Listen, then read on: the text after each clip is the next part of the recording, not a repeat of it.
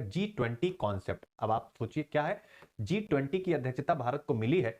इस एडिटोरियल को बहुत से लोग टच नहीं करेंगे, छुएंगे नहीं, लेकिन मैंने क्यों कराया आपको, जरा सोचिएगा। G20 कॉन्सेप्ट यानी यहां एडिटोरियल राइटर कहते हैं कि कुछ मुद्दे हैं, उन मुद्दों को ध्यान में रखना चाहिए G20 की अध्यक्षता करते समय हिंदुस्तान को। तो वो कौन से मुद्दे हैं जिस पर हमें फोकस करना चाहिए? 3 मुद्दों की यहां पर चर्चा की गई है। तो राइटर जिस विषय को लेते हैं, तो 2005 में एक रिपोर्ट प्रकाशित हुई थी वर्ल्ड इकोनॉमिक फोरम और CIII यानी confederation of Indian industry report.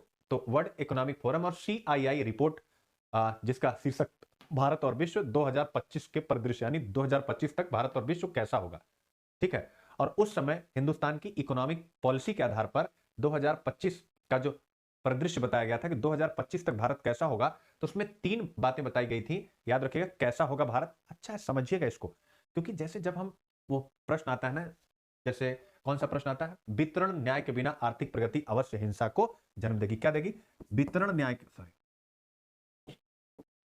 वितरण न्याय के बिना, वितरण न्याय के बिना आर्थिक प्रगति, वितरण न्याय के बिना आर्थिक प्रगति, वितरण न्याय के बिना आर्थिक प्रगति अवश्य हिंसा को जन्म देगी। क्या देगी? अवश्य हिंसा को जन्म देगी। ये आप यूपीएससी ने क्वेश्चन पूछा था, वितरण न्याय। तो इस प्रकार के प्रश्नों को जब डील करना, या जो थिंकिंग वाले क्वेश्चन जब आते हैं हमारे सामने फिलोसफिकल, तो हमारे पास शब्द कम पड़ जाते हैं, यानी शब्द होते नहीं शब्दकोश में, यानी हमारे मस्तिष्क में, तो फिर शब्द निकलेंगे कहां से? फिर हम नर्वस हो जाते हैं कि यार हमसे फिलोसफिकल ऐसे लिखे नहीं जाते। और आजकल यूपीएससी का ट्रेंड ही है फिलोसफिकल ऐसे पूछने का। तो अब इसी क्वेश्चन को मैंने यहां लिखा। तो अगर इस क्वेश्चन को आपको डील करना है, तभी मैं आपको बताता हूं कैसे एडिटोरियल मदद करेगा। तो आप इसको ऐसे याद कर लीजिएगा। इसको आपको क्या करना है, याद कर लेना है भाई, एक रिपोर्ट इन दोनों संस्थाओं के द्वारा प्रकाशित हुई थी, जिसका टाइटल ऐसा था। इसमें 2-3 बातें कही गई थी, जिसमें से एक बात का संबंध जो भी इसे आप अटेम्प्ट करने जा रहे हैं इससे है।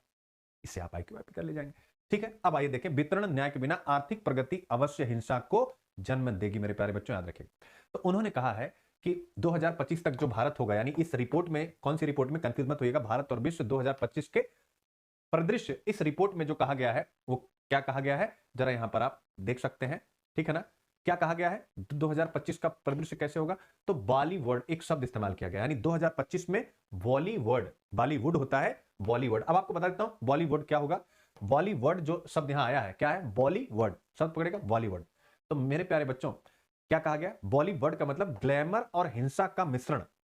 यानी जब हम कोई पिक्चर बनाते हैं, लोगों को एंटरटेन करते हैं, तो जब हम ग्लैमर और हिंसा दोनों उस पिक्चर में शामिल करते हैं, तो उसी को कहा जाता है बॉलीवुड। ग्लैमर और हिंसा दोनों किसी पिक्चर में अगर हो, तो उसे हम कहते हैं बॉलीवुड टाइप की मूवी बनी है। तो वो कहते हैं कि 2025 में जो भारत का आर्थिक विकास जिस प्रकार से हो रहा है, भारत में आर्थिक विकास जिस प्रकार से हो रहा है, तो वह 2025 में क्या बनाएगा? बॉलीवुड बनाएगा। इसका मतलब क्या है मेरे प्यारे बच्चों, याद रखिएगा। ठीक है ना, इसका मतलब ये होगा कि यहां पर 2025 तक बॉलीवुड का मतलब हो गया, यानी बहुत ज्यादा असमानता रहेगी। बस इतना आप याद रखिएगा, बहुत ज्यादा असमानता रहेगी, जिससे जो नक्सल क्षेत्र है वहां पर हिंसा दिखाई देगी। तो पहला इन्होंने कहा कि नक्सल क्षेत्र में हिंसा दिखाई देगी। अब यहां से आपको क्या सीखना है कि वितरण न्याय के बिना आर्थिक प्रगति अवश्य हिंसा को जन्म देगी। वर्ल्ड इकोनॉमिक फोरम और CII रिपोर्ट, भारत और विश्व 2025 के परिदृश्य में भी यह बात कही गई है। और बॉलीवुड नामक शब्द के द्वारा समझाया गया है कि भारत की जो आर्थिक विकास की गति है और उसकी जो दिशा है, वह इस प्रकार की है कि यानी GDP बढ़ेगी, लेकिन उसी के साथ साथ गहरे स्तर पर असमानता भी बढ़ेगी, क्योंकि सरकार की नीतियां निजी क्षेत्र और कारपोरेट के लिए ज्यादा समर्थन वाली हैं। तो ऐसे में जब असमानता बढ़ेगी, तो वितरण न्याय सुनिश्चित हो नहीं पाएगा, और स्वाभाविक है कि इसके कारण से हिंसा होगी और नक्सली गतिविधियों में भी वृद्धि हो सकती है, या सामाजिक रूप से अनरेस्ट देखे जा सकते हैं। ध्यान रखिएगा। तो आप इसको यूज करिएगा, बाकी और कुछ यहां पढ़ने की जरूरत नहीं। दूसरा क्या है? क्या है याद रखिएगा? अटकता भारत। क्या है? अटकता भारत। दूसरा ये टर्म उन्होंने यूज किया है, बॉलीवुड, यानी कि GDP बढ़ेगी। जैसे बॉलीवुड शब्द उन्होंने कहां से लिया? पिक्चर से, कि पिक्चर में जब हिंसा भी होती है, मनोरंजन के लिए जब पिक्चर बनाई जाती है, हिंसा और ग्लैमर का मिश्रण हो, तो उसे हम क्या बोलते हैं? बॉलीवुड टाइप की मूवी है। ये एनालिसिस जो होते हैं इस शब्द का इस्तेमाल करते हैं, जो पिक्चरों का एनालिसिस वगैरह करते हैं। ठीक है, तो वो इस शब्द का इस्तेमाल करते हैं। तो उन्होंने कहा बॉलीवुड, यानी कि समृद्धि बढ़ेगी, लेकिन असमानता भी बढ़ेगी, जिसके कारण से हिंसा भी बढ़ेगी। एक तो उन्होंने ये कहा। दूसरा, यानी उन्होंने चताया कि वितरण न्याय आपको करना है। और फिर दूसरा पॉइंट उस रिपोर्ट के अनुसार क्या है, अटकता भारत, याद रखिएगा, ठीक है। और अटकता भारत का मतलब क्या हो गया कि अब जब पहले आपने पढ़ा असमानता, अब असमानता होगी तो नक्सलिज्म और सोशल अनरेस्ट बढ़ सकता है।